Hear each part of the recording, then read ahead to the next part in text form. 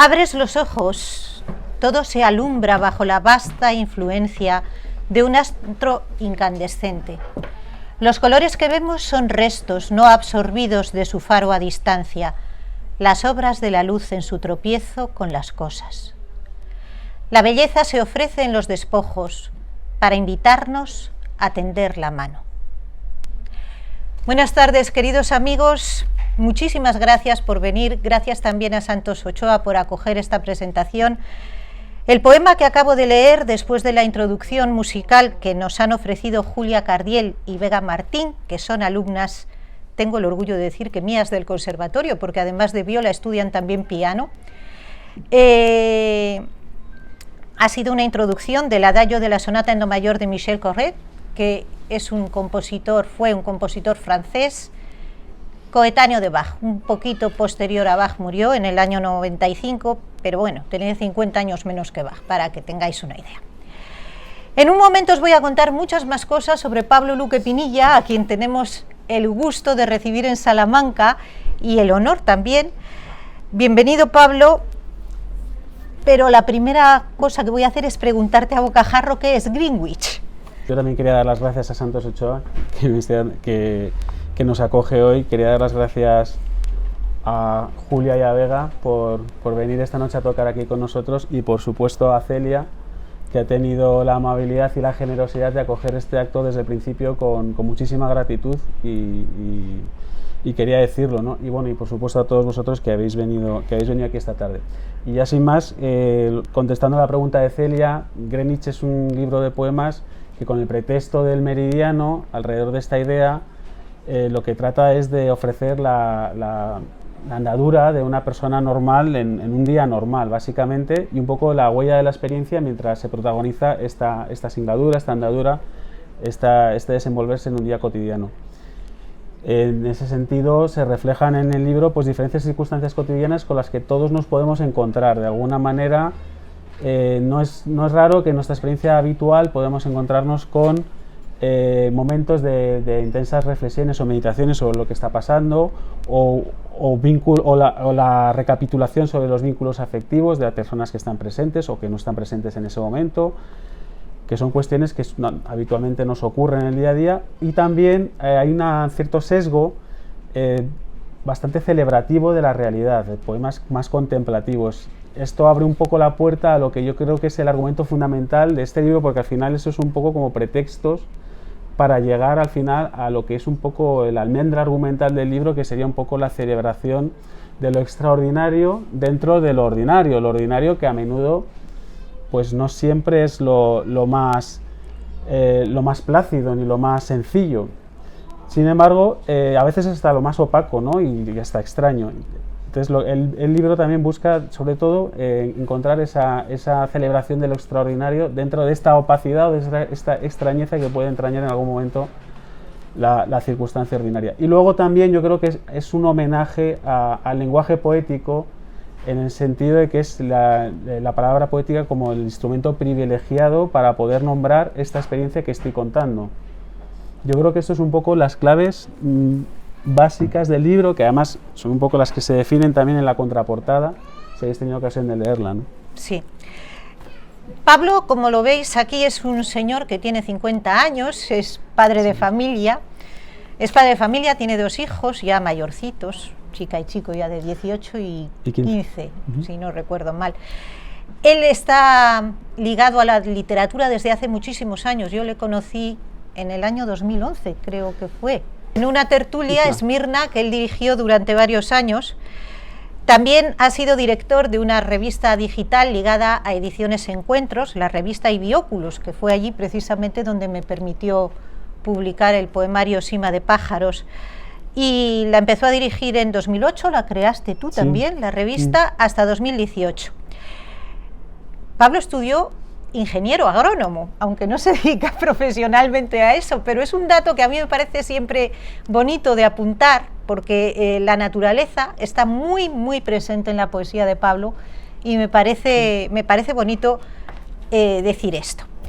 En cuanto a su obra publicada, pues empieza a publicar en 2004 un libro que se llama Los ojos de tu nombre, que lo publica Huerga y Fierro, pero es un libro que tú consideras primerizo.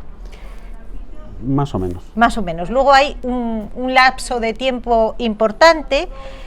Tenemos en 2013 SFO, o San Francisco, para que nos entendamos todos, que es un libro sobre fotografías de la ciudad de San Francisco, fotografías que hizo José Luis R. Torrego, y que se editó primero en España, en 2013, como digo, lo editó Renacimiento, y después, en 2019, se ha hecho una edición bilingüe en Tolson Books en Estados Unidos.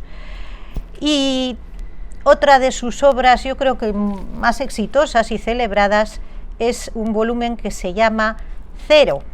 También debo presentar a Pablo como antologista. Publicó en 2009 Avanti, Poetas Españoles de Entre Siglos XX y XXI, y allí antologa los poetas más importantes de los dos siglos, entre otros Antonio Colinas, cuya esposa nos acompaña hoy porque él no ha podido venir. Y este libro que hoy presentamos, Greenwich, fue galardonado con el Premio Ciudad de Irún de Poesía en el año 2021 y lo acaba de publicar Editorial Algaida. Yo creo que lo mejor es empezar con algún poema, y lo que voy a tratar de hacer es conducir un poco el entendimiento del libro desde mi propia lectura. Yo creo que nos puedes tú leer, si quieres, 750, si te parece. Muy bien, lo leemos. 750. Hemos venido a buscar sentido al comenzar el día, como la cierva del Salmo busca las corrientes, entre el sueño y los horarios que nublan nuestro empeño, entre la música que escuchamos cuando nace el canto de la madrugada. Hemos venido a celebrar una franja de amapolas en el suelo, el despuntar de las gramíneas, el fragor de los pájaros y la danza de las grúas en los solares hipotecados. Hemos venido a contemplar la hierba en las heridas de los muros, a encontrar margaritas en las costuras de la acera, como encuentra la novia la leña del ramo en las viñas de Engadí. Nuestro secreto es la luz sobre el fresco del silencio, el color que admiramos en un rapto de asombro, la genuflexión en la aridez, que en los rostros tatúa la costumbre.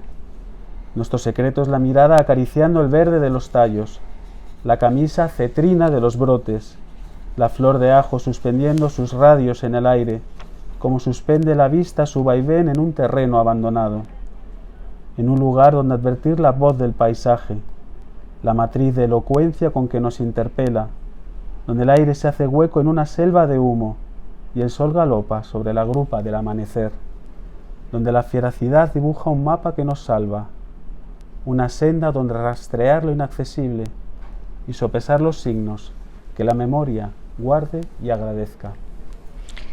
Ya veis que la poesía de Pablo tiene muchos simbolismos. Entre los más importantes están los simbolismos que tienen que ver con la mística y son simbolismos bíblicos. Por ejemplo, hemos oído hablar de la novia, del manojo de aleña de las viñas de Engadí, exactamente, que es el Cantar de los Cantares. Tiene también el símbolo de la cierva.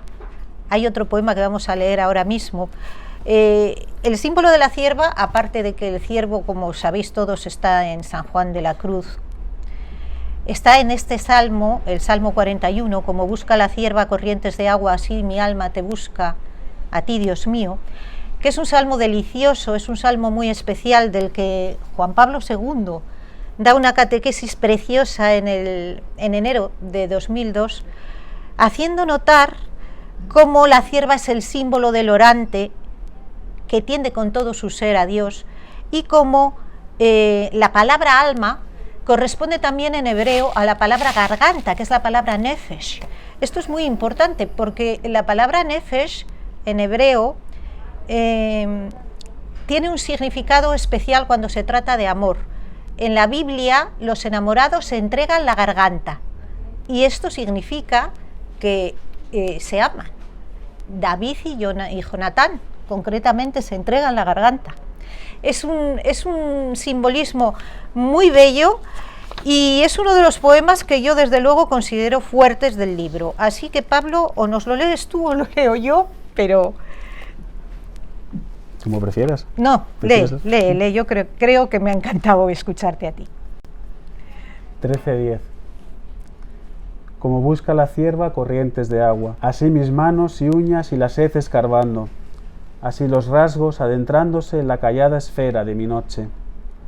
¿Cuándo contemplaré el rostro del misterio? Las lágrimas me ahogan, mientras los dientes se derriten, y mi lengua enmudece, y un eco me pregunta, ¿dónde el calor de lo imposible? No hace tiempo yacía en la orilla sobre un lecho de voces, y mis visiones eran como un pábilo encendido en la niebla. ¿Por qué el paisaje se cuartea en las vidrieras de mis ojos? Espera en el amado y volverás a hallarlo, de Bombay a Melbourne, de Shanghái a Nueva York, donde fugaces pájaros se agrupan, donde se esfuma el miedo en cada sombra que interpretan, a altura abajo, sobre un cendal de humo entre los coches.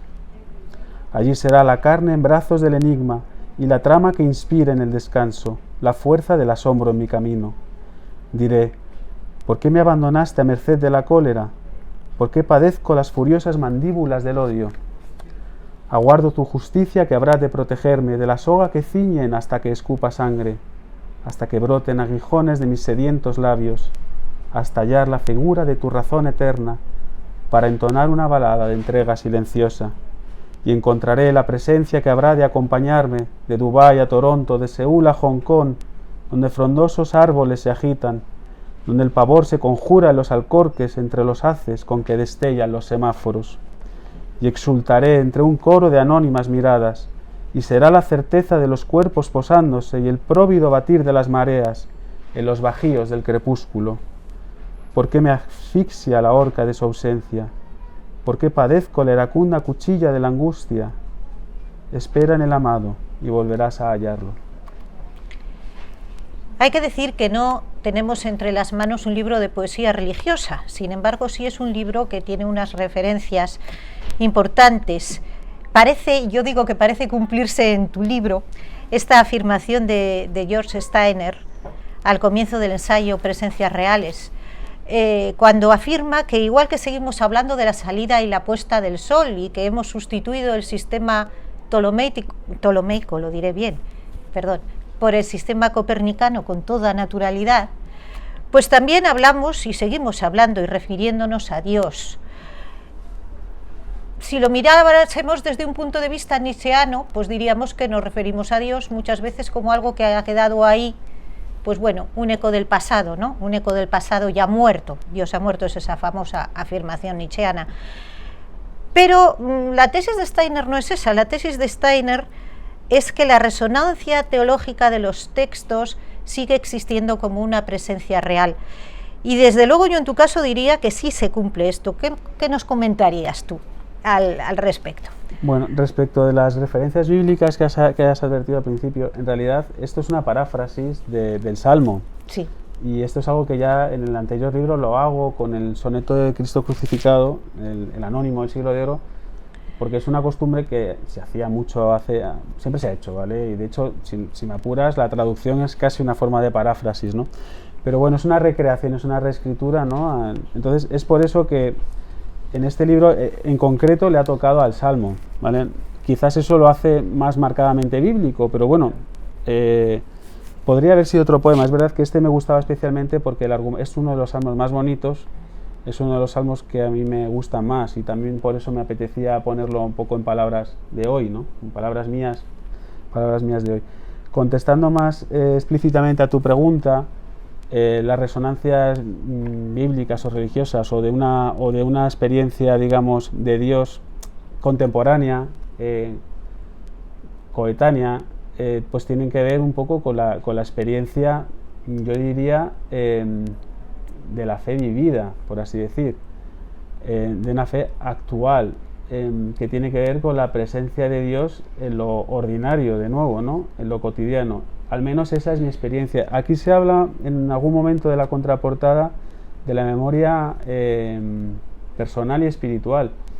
yo no sería yo sin lo que yo vivo y lo que a mí me conforma y me hace respirar y levantarme todas las mañanas. Como no soy yo, no me concibo sin mi familia, no me concibo sin mis amigos, sin las cosas que tengo que hacer, no me concibo sin esta relación con Dios que define de alguna manera o traspasa mi vida. En ese sentido es contemporánea y tiene que ver con lo que hacemos. En realidad, aquí, por intentar sintetizar, estamos hablando de un Dios con nosotros, por lo tanto de un Dios Emmanuel, de un Dios cristiano. Habría que precisar si es otro tipo de Dios, estaríamos hablando de otra cosa, ¿no? Pero en el caso del Dios cristiano es un Dios presente. No sé si eso aclara un poco sí, o contesta es algo. Que no me sustraigo porque lo íbamos a quitar, pero yo no lo quito. Vale. Y además lo voy a leer. Este poema 1450 que nos da también un poco la idea. La idea porque ciertamente cuando tocas el tema que tiene que ver con la fe, eres muy contemporáneo y eres también muy tangencial de alguna manera, pero sin embargo está metido muy hondo, muy enraizado. Y es algo que ciertamente hay que tener un nivel artístico considerable para conseguir esto. Yo voy a leer 1450, si no te parece mal.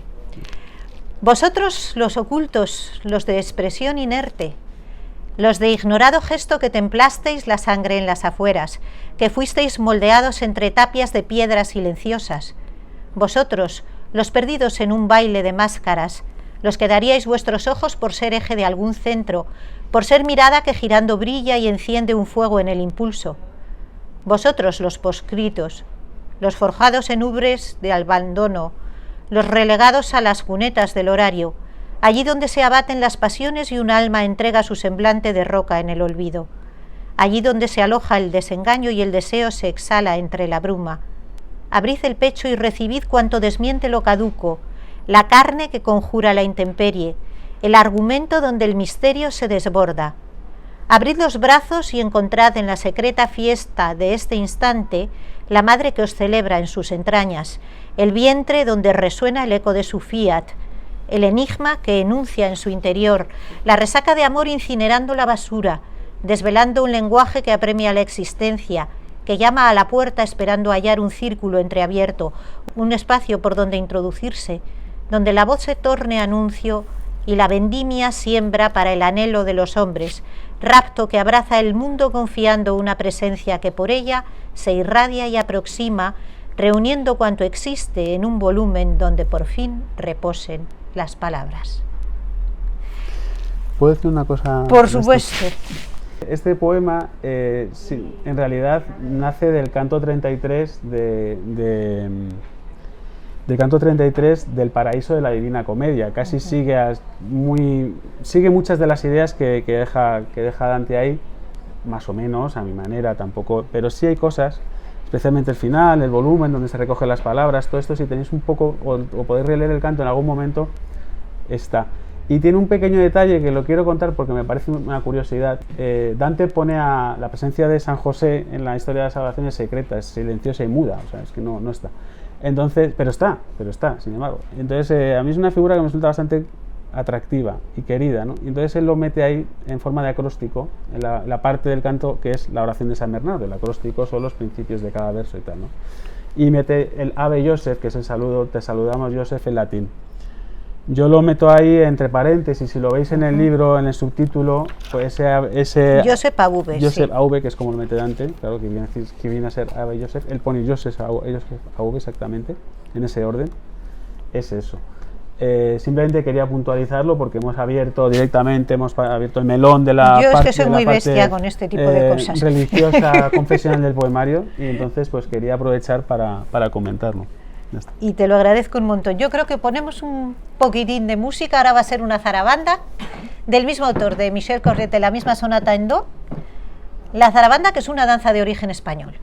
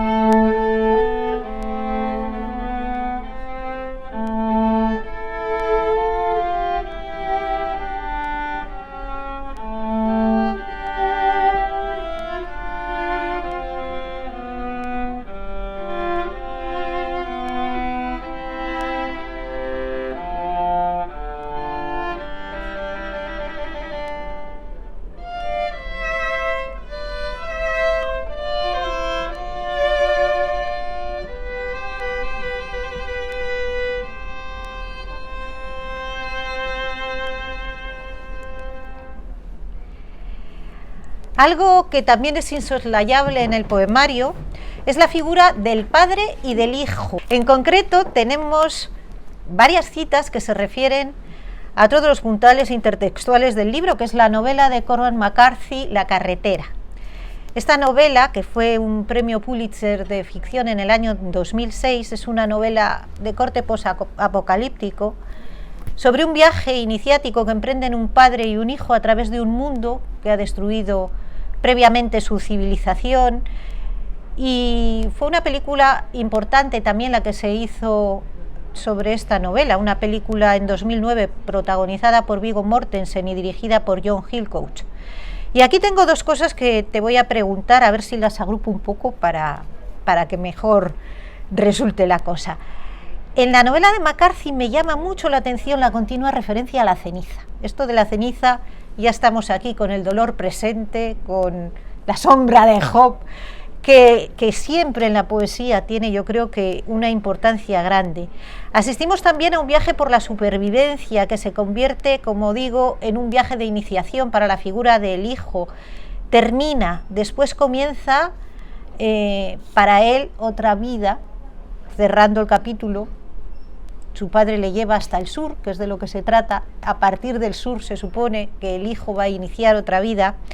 Esto me lleva directamente a dos poemas. El poema 1850, con la cita de Cormac McCarthy, que es del principio de la novela, cuando el padre contempla al hijo dormido antes de ponerse en marcha. Si quieres lo lees. Vale, lo podemos leer. 1850. ¿no? 1850.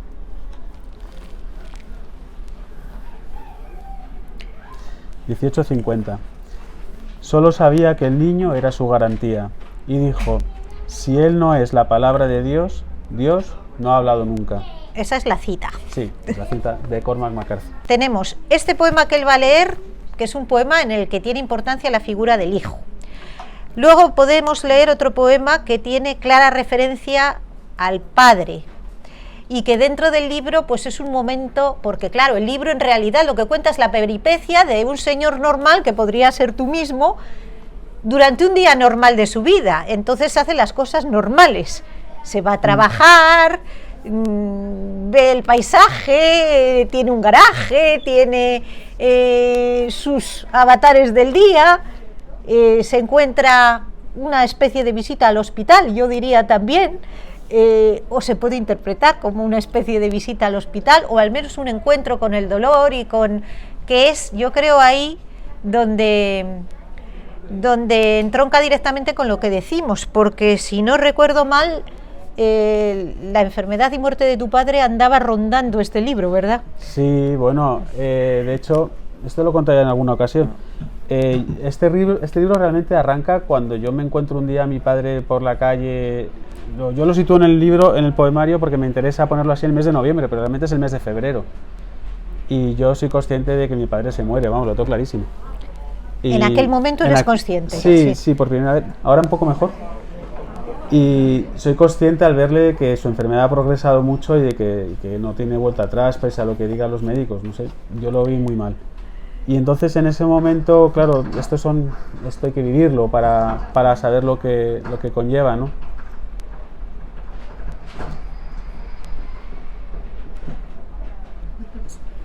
En ese momento yo acelero, porque este libro me da vueltas, lo tengo barruntando, ¿no? Pero yo acelero la escritura del libro. No sé, es una manera un poco como, quizás puede interpretarse como una huida hacia adelante, pero es una manera también de utilizar la poesía y la escritura para ir al fondo de lo que soy, y yo necesitaba en un momento de dolor así poder entenderme a mí mismo y poder entender lo que pasaba, ¿no? Entonces para mí este libro, que tenía esa idea, ¿no? de ir al fondo de la realidad para ir más allá de la apariencia, se me estaba dando como una pista vital, ¿no? Entonces aceleró en ese sentido el tema de mi padre, aceleró fíjate si clave es importante, ¿no? Ahí cuento un poco de algo de la relación con él y lo que él supone. Y luego no sé si, volviendo al tema del hijo, podemos ya leer el poema. Yo creo que sí, creo que sí. Porque al final, efectivamente, están las relaciones paterno-filiales en este libro muy presentes, ¿no? Entonces, Vamos a leerlos seguidos, el del 18. Hijo y el del Padre, si Vale. te parece bien. Sí, sí, sin problema. Dijimos la cita de Cormac McCarthy que contenía el fonema H, ¿vale? Como las aguas descendiendo ladera abajo, las palabras nos muestran el lecho sobre el que discurren. Así le sucede a hijo, surgida de la voz latina filius. Esta origina el fillo castellano, convirtiéndose la F con los siglos en una H aspirada, y luego letra muda, articulada todavía en algunos dialectos. Muchas son las hipótesis acerca de esta evolución, pero todas están equivocadas. No reparan en que al decir hijo sufrimos un colapso al respirar, un estremecimiento que impide al aire atravesar indemne la garganta, y en que la H que ya no pronunciamos manifiesta el vacío que debilita nuestro tiempo. Y ahora, si te parece bien, vamos a leer el del Padre, los 12:40, sí. que aquí vuelve a acordarse de Dante. Lo que vi parecía una sonrisa del universo, es lo que dice Dante. Bueno, espérate, lo tengo aquí.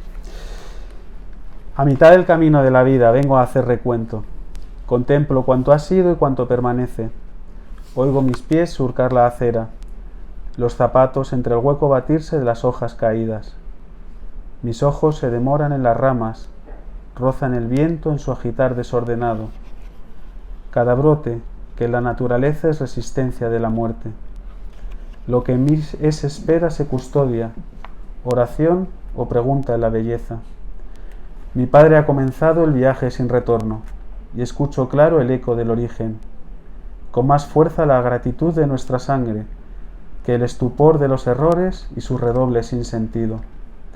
Nunca más creeré cuanto pueda quebrar esta fértil herida. Su grito audible por mis dedos, por los labios palpando el resplandor de esta tiniebla. Desconcertado, mudo, sopeso lo que ha de encontrar en su morada nueva. Esta le mostrará cuanto de él perdura en mi recuerdo.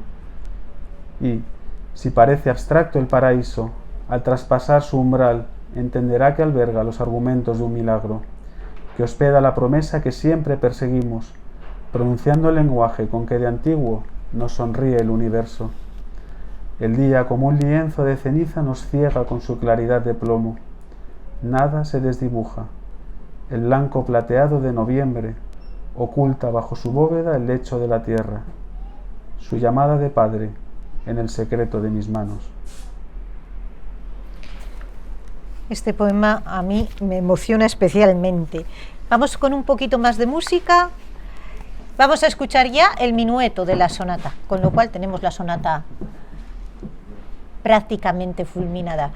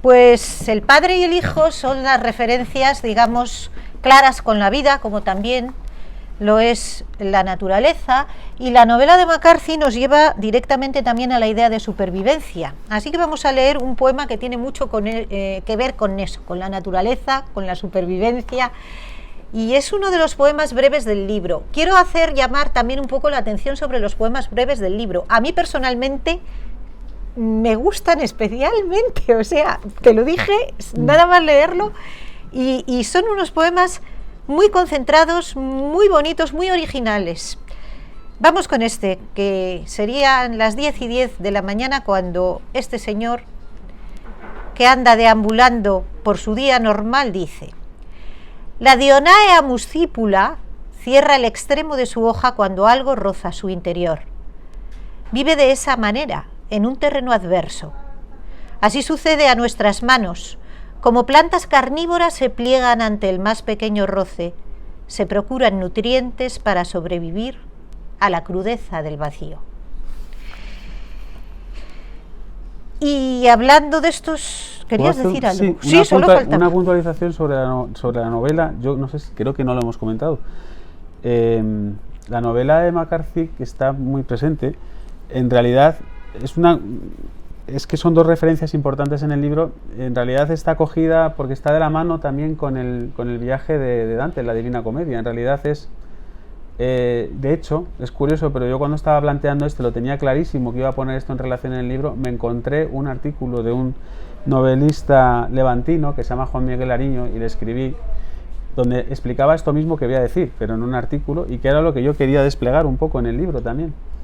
La idea de la vida como viaje, ¿no? Y que se hace acompañado en camino hacia el destino, de alguna manera, ¿no? En el caso de Dante es el camino hacia el paraíso a través del infierno y el purgatorio, y luego a través del propio paraíso para llegar al cielo, ¿no? Acompañado de Virgilio en los dos primeros partes y luego de Beatriz. En el caso del hijo de la novela de McCarthy, acompañado por su padre, ¿no? Y lo que simboliza ese destino es el sur, que es muy curioso en la novela, nunca se sabe muy bien qué es el sur, pero es un lugar donde de alguna manera ellos piensan que es como un lugar existencialmente propicio, ¿no? Entonces quería simplemente hacer esta puntualización porque tiene que ver con el sentido de la vida como viaje y que son dos referencias aparentemente, bueno, pues hay 7 siglos de diferencia entre ellas, pero que están muy en relación. Uh-huh.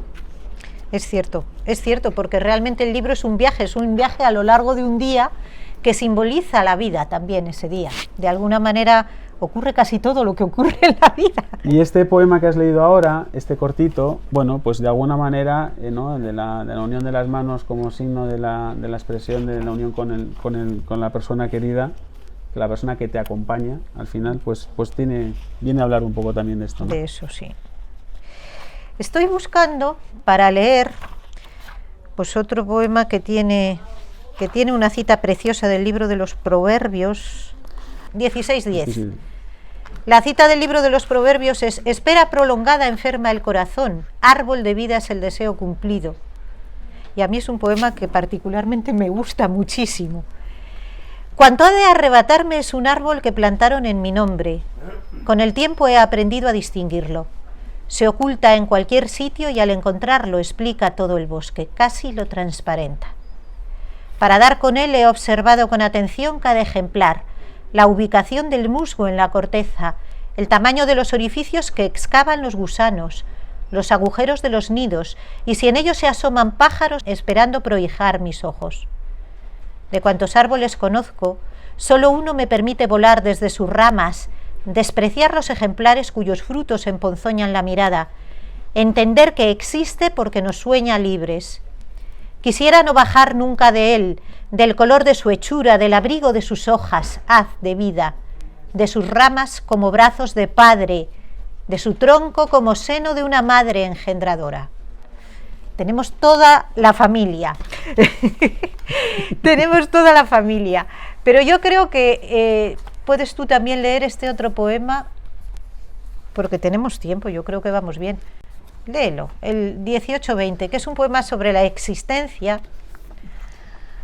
Sí, es un poema que además hay uno que como estructura surge de uno del libro anterior que se llama Estás, que es un poema de amor.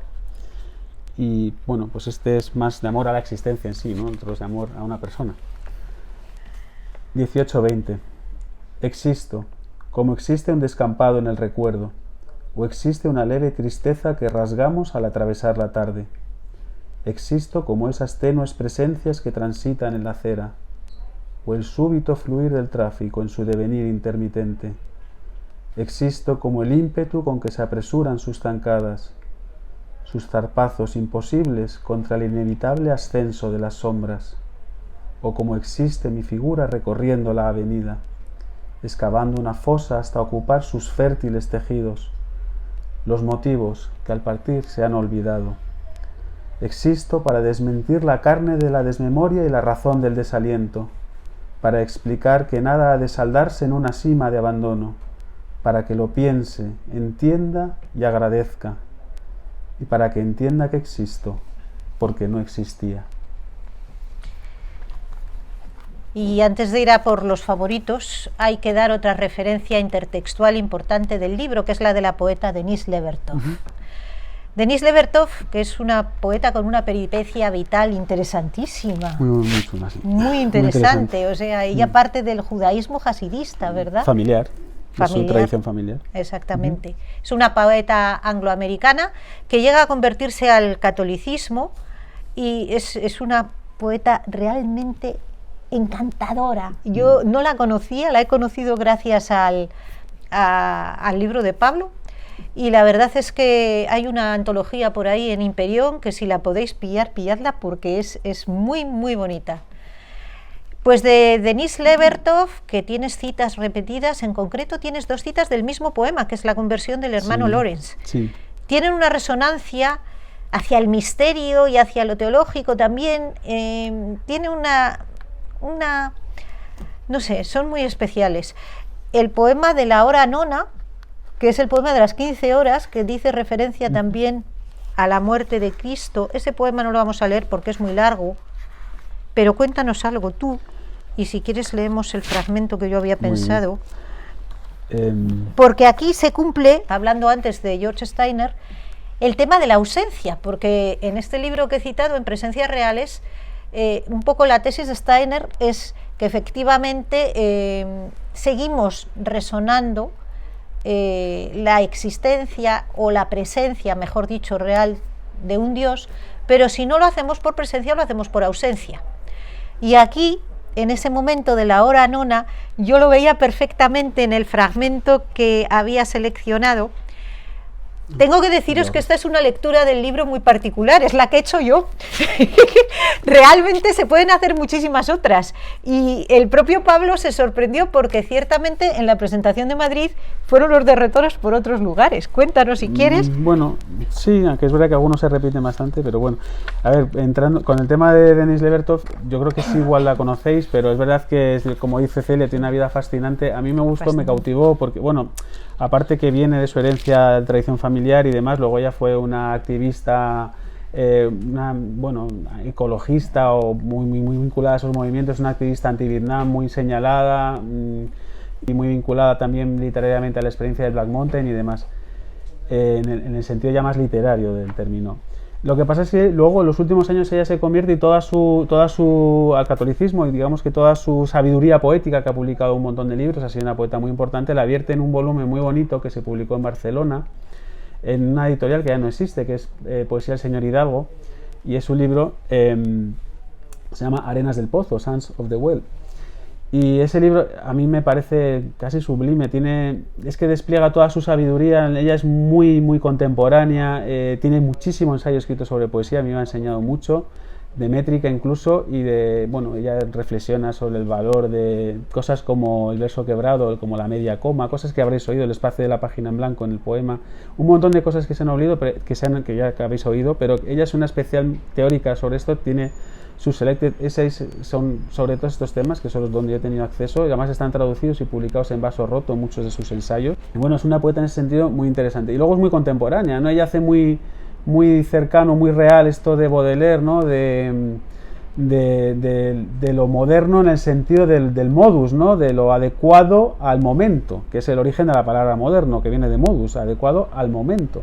Ella eso lo tiene claro y sabe que una sensibilidad, una expresividad, digamos, que no sea la del momento, puede, digamos, opacar o obstruir que fluya la obra, y por tanto no se cumple esa voluntad de Baudelaire de ser un ventríloco de lo eterno en lo transitorio, que esa es su verdadera vocación, ¿no? Eso lo expresa él muy bien en El pintor de la vida moderna, y que es un poco... Pasa es que a veces a Baudelaire no se lo conoce mucho, se le piensa que es como, es verdad que es el apóstol de la modernidad, y la modernidad digamos, ha derivado en el progreso por el progreso y el cambio por el cambio, pero no es el origen de lo moderno, por así decirlo, aunque acaba deviniendo en eso. De hecho, Baudelaire y muchos con él se desmarcan de la vanguardia en el sentido del cambio por el cambio. No es que les parezca mal, pero no de entrada tampoco les parece bien. O sea, no, la cuestión no es el cambio por el cambio, o sea, tiene que servir para algo, ¿no? Entonces, esta poeta, que me soltó aquí una parrafada sobre Baudelaire, pero es verdad que es que lo encarna muy bien, es muy liberadora leerla y fluye fenomenal, y es muy contemporánea. O sea, hablabas tú antes de esa contemporaneidad.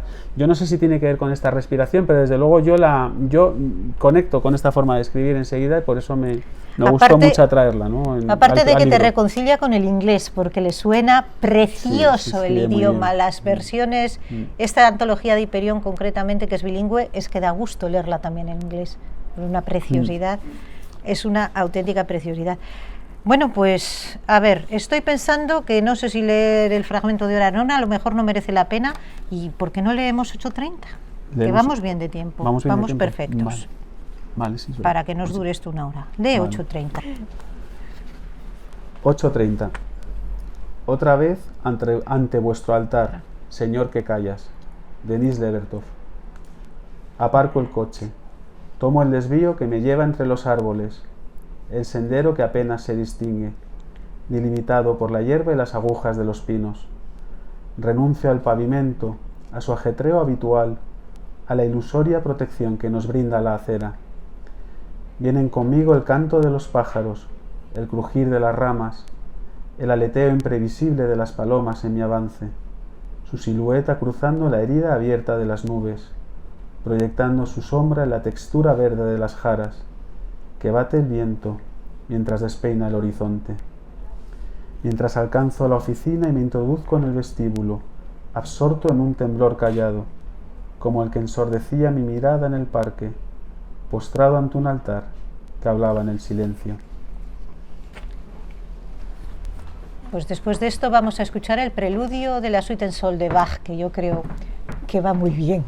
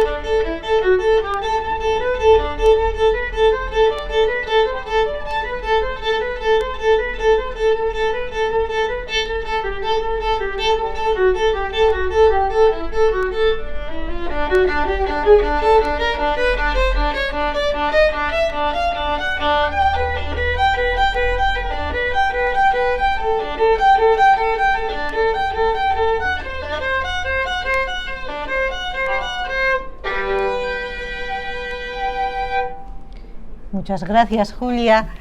Y vamos acabando con un par de poemas, yo creo, ¿no? Yo no me sustraigo, digamos, a leer mi poema favorito del libro, que encima es muy breve, que hay que decir una cosa. Pablo tiene la buena costumbre de explicar sus poemas, pero lo hace al final.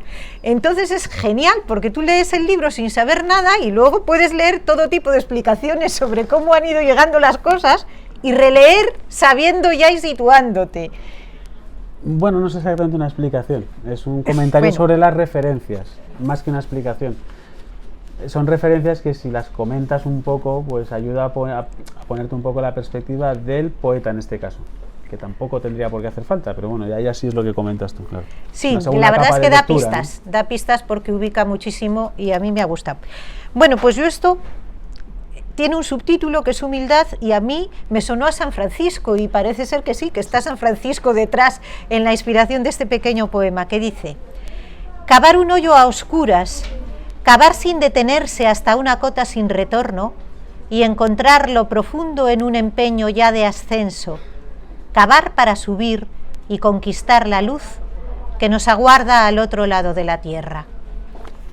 Y ahora, si te parece, nos cuentas el papel que tiene la mujer y que tiene el amor también en el libro, aunque no es un libro de poemas de amor, y leemos ese "Y si faltases", ese poema en el que el hombre que acaba de pasar ya todo el día llega a casa, de repente se empieza a preguntar qué sería de él si le faltase su mujer.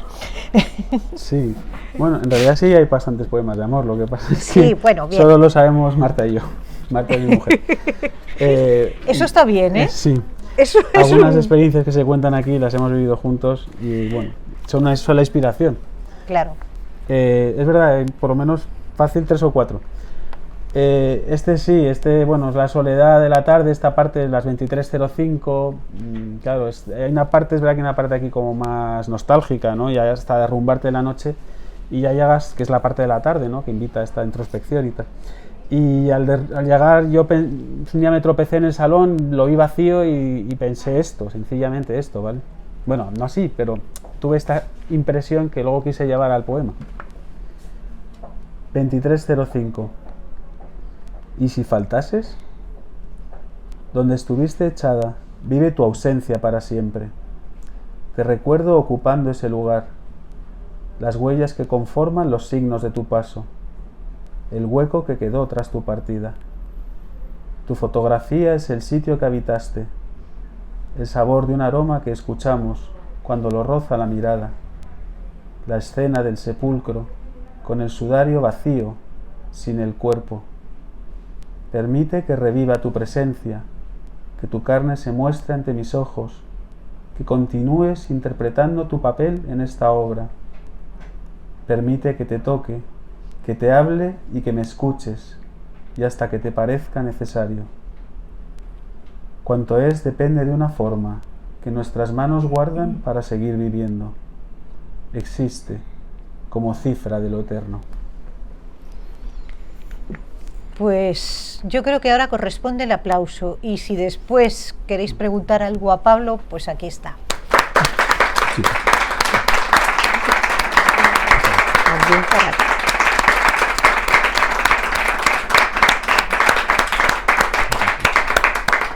Gracias, que habéis tocado fenomenal.